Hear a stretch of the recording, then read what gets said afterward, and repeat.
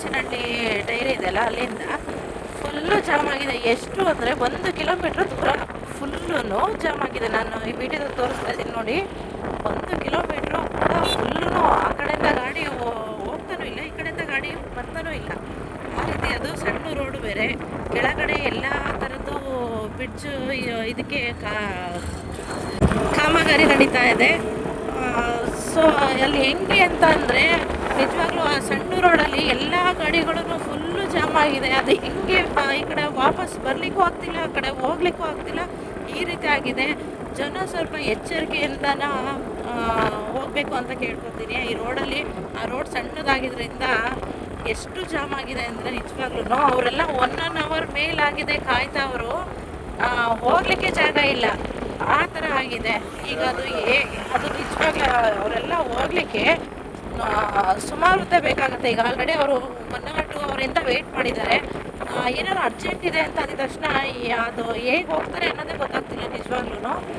ಈ 2 ವೀಲರ್ ಎಲ್ಲ ಅದನ್ನು ರಿವರ್ಸ್ ತೊಗೊಂಡು ಎಲ್ಲ ಈ ಸೈಡಿಂದ ಈಗ ನಾವು ಬಂದ್ವಿ, ಆ ಸಣ್ಣ ರೋಡಿಂದ ಬರ್ಬೋದು. ಬಟ್ 4 ವೀಲರ್ಸು ದೊಡ್ಡ ದೊಡ್ಡ ಗಾಡಿಗಳೆಲ್ಲ ಹೇಗೆ ಬರುತ್ತೆ ಅನ್ನೋದೇ ಗೊತ್ತಾಗ್ತಿಲ್ಲ ನಿಜವಾಗ್ಲೂ.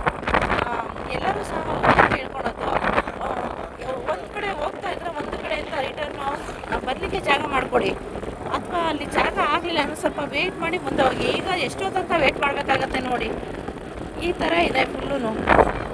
ಇಲ್ಲೆಲ್ಲ ನೋಡಿ ಕೆಲಸಗಳೆಲ್ಲ ನಡೀತಾ ಇದೆ. ಕೆಳಗಡೆ ಎಷ್ಟು ಗುಂಡಿ ಇದೆ ಅದು. ಏನಾದ್ರು ಆಯಿತು ಅಂದರೆ ಯಾರು ಇದು ಮಾಡ್ತಾರೆ? ಸೊ ಎಲ್ಲರೂ ಕೂಡ ನಾನು ಕೇಳ್ಕೊಳೋದು ಅಷ್ಟೇ, ಈ ಥರ ಎಲ್ಲೇ ಆಗಲಿ, ನಮ್ಮ ಶಿವಮೊಗ್ಗ ಅಂತ ಅಲ್ಲ ಹೇಳ್ತಾ ಇಲ್ಲ ನಾನು, ಎಲ್ಲೇ ಆದ್ರೂ ಅಷ್ಟೇ ಎಲ್ಲಾದರೂ ಕಾಮಗಾರಿಗಳು ನಡೀತಾ ಇರುತ್ತೆ, ಕೆಲಸಗಳು ನಡೀತಾ ಇರುತ್ತೆ. ಸೊ ಅದರಿಂದ ನೀವು ಈ ಥರ ರೋಡಲ್ಲಿ ಸಿಂಗಲ್ ರೋಡ್ ಇದ್ದಾಗ ಅಲ್ಲಿ ಸ್ವಲ್ಪ ನಿಧಾನವಾಗಿ ಚಲಿಸಿ, ಮತ್ತು ಹೋಗ್ಲಿಕ್ಕೆ ಬರಲಿಕ್ಕೆ ದಾರಿ ಮಾಡಿಕೊಡಿ, ಇಷ್ಟು ನಾನು ಕೇಳ್ಕೊತೀನಿ. ಅಲ್ಲಿ ಇನ್ನೂ ಯಾರೋ ಟ್ರಾಫಿಕ್ ಪೊಲೀಸವರೆಲ್ಲ ಯಾರೂ ಕೂಡ ಇನ್ನೂ ಬಂದಿಲ್ಲ. ಅಲ್ಲಿ ಸುಮಾರು ಹೊತ್ತು ವೆಯ್ಟ್ ಮಾಡ್ತಾ ಇದ್ದಾರೆ ಜನಗಳು. ಬಟ್ ನೋಡ್ಕೊಂಡು ಎಲ್ಲರೂ ಹೋಗಲಿ ಅಂತ ನಾನು ಕೇಳ್ಕೊತೀನಿ ಅಷ್ಟೇ. ಬಟ್ ನಾನಿಲ್ಲಿ ನಾನು ಹೋಗ್ತಾನೆ ವಿಡಿಯೋ ಮಾಡ್ತಿರೋದ್ರಿಂದ ವಾಯ್ಸ್ ಕೂಡ ಸರಿಯಾಗಿ ಕೇಳಿಸ್ತಿಲ್ಲ ಅಂತ ಅನ್ಕೋತೀನಿ. ತಪ್ಪಿದರೆ ಕ್ಷಮೆ ಇರಲಿ.